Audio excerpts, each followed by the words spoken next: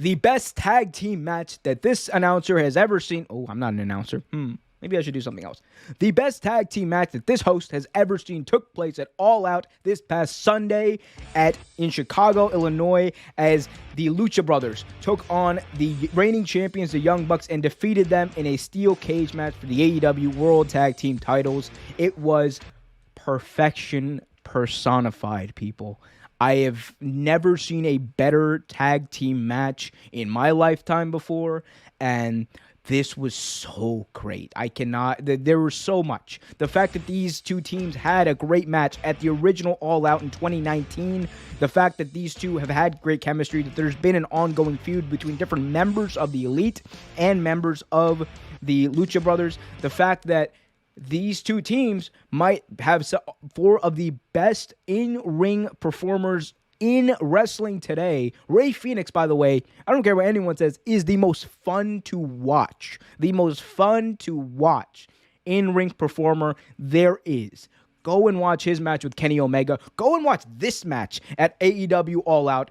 Amazing. They put on a masterclass as to what a tag team should be. It is even more perfect given the fact that these are two pairs of legitimate brothers facing each other in the Young Bucks and the Lucha Brothers. And the way that they built this match was amazing. The use of the cage was brilliant, and the fact that they kept everyone out, and it was just these two teams, 2 against 2. I thought that was great. This feud needed that. This match needed that. And we saw legitimately what these two teams can do in a fair contest. I love the fact that, they were able to get the heel bag in there. And then we saw that Nick Jackson took out an Air Jordan that had thumbtacks applied to the bottom. And as he goes to super kick, Rey Fenix, the older brother Penta, steps in front of him and takes the blow for his younger brother. That was one of my favorite spots I've ever seen. It was it's a work, but it was emotional even. Like it told a story that the older brother wants to protect his younger brother.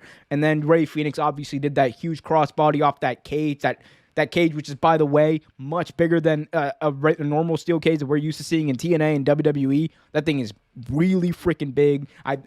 I was thanking God they didn't do the Canadian Destroyer off of there, because that was there are a lot of people want to see the Canadian Destroyer. We saw one off the top rope, which was fine, but I did not want to see that. Someone was going to get hurt during that, but Rey Fenix does a crossbody. He does an amazing, I don't even know he walks on the side of the cage, does a flip and arm drag. I don't know. It was amazing. These two teams killed it, and at the end of the day, we saw the Lucha Brothers beating Nick and Matt Jackson, and finally becoming the AEW World Tag Team title holders and the champions. Again, the best tag team match I've seen ever. I think it was perfect. It's the match of the year. It's match of the year, definitely. Again, all respect to Ilya Dragunov versus Walter, which again is right up there at number 2, but this made me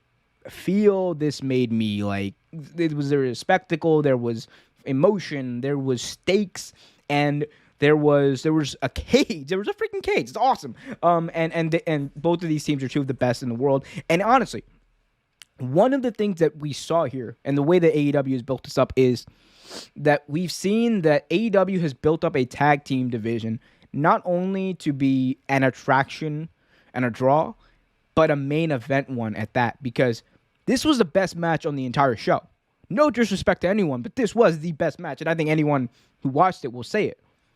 And the reason is because you have 4 individuals who, on their own, are main event performers, 4 individuals who as teammates are main event performers, 4 individuals who as tag teams are main event performers, and the tag team scene is a main event draw. AEW, eventually, we are going to see these two teams main event a pay-per-view somewhere down the line. Because, these are world tag team titles, so they are world titles. So, excuse me. So, I think we will and we should see these two teams, because I want to see what they do next. They had an amazing ladder match at All Out 2019. They had a killer cage match just this past week. I want to see what they do next, because I don't know how they can top it, but my God, do they know how to wrestle? My God, do they know how to wrestle each other? And do they know how to make tag team wrestling look great? I think WWE, honestly, could take some notes, because they've treated their tag team division as a joke for a lot of the past 15 years. So again, it's just proof that if you put the time and the effort into building something up as legitimate, as credible, and as logical, even tag teams can be main event draws, because everybody going into this pay-per-view knew. It was so known that I think a lot of people even saw it as an afterthought that this match was going to be one of, if not the best match on the show.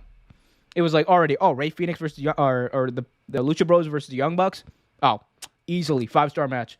And we saw it and we were like, holy shit, that is a 5-star match. And like, they had a lot to live up to too. And the fact that they met, and some would even say exceeded those expectations, it's crazy. It is crazy. And it speaks to the level of talent and in the ring, and just the consistency and the stick-to-itiveness of the storylines and the bookers of AEW to elevate the tag team division to this point where they are main event level draws. Like, this was a huge draw for this pay-per-view. Thanks for watching this video from Real Take Sports Talk. Remember to like, share, subscribe, hit that notification bell so you get notified whenever a new video is released. Also, remember to check out our live show every single Thursday at 8 p.m. right here on the YouTube channel. And remember, keep it real.